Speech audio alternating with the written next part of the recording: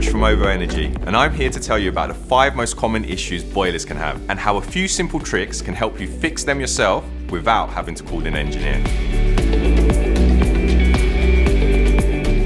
You can spot a low pressurized boiler by the way it behaves. That's usually when it switches off by itself, your central heating makes a banging sound, or your radiators stop working. If that's you, just check your pressure gauge. It's on the front of your boiler's control panel. If it's below 1 bar, carefully increase the pressure so it's between 1 and 1.5 bar. You might need to reset your boiler afterwards by pressing the reset button. Your boiler instruction guide should explain how to do all this, or you can watch our videos online. Just search OVO Energy how to repressurize your boiler.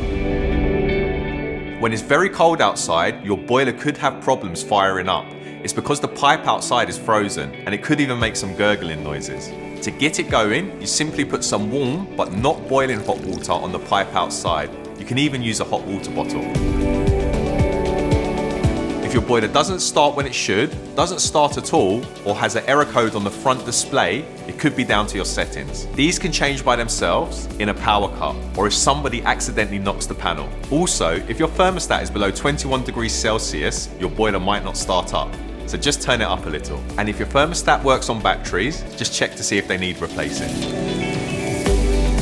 Most boilers don't have a pilot light, but if yours does, it will be on the front of your boiler. The newer ones have a flame-shaped light and an automatic ignition, so it's easy for you to spot if it's gone off. Your pilot light can go off for all sorts of reasons, so just follow the instructions on your boiler to turn it back on. If you can smell gas, or your flame is burning more orange than blue, or there's dark staining around the boiler, just switch it off completely and call the emergency gas line, the numbers on the screen. When your boiler keeps going on and off, you may see a red light or an error code on the control panel. Sometimes it just needs a little help. Press the reset button. If you can't find it, check your instruction guide to see where it is. If resetting your boiler doesn't help, try turning it off and on again for 3 times tops. And remember, you can always watch our video to see how to do all of this. If none of these quick fixes work, it's a good idea to have your boiler checked by an engineer. They'll be able to help. It's also a good idea to get boiler checkups once a year. It can stop little issues becoming a bigger problem. I hope this helps.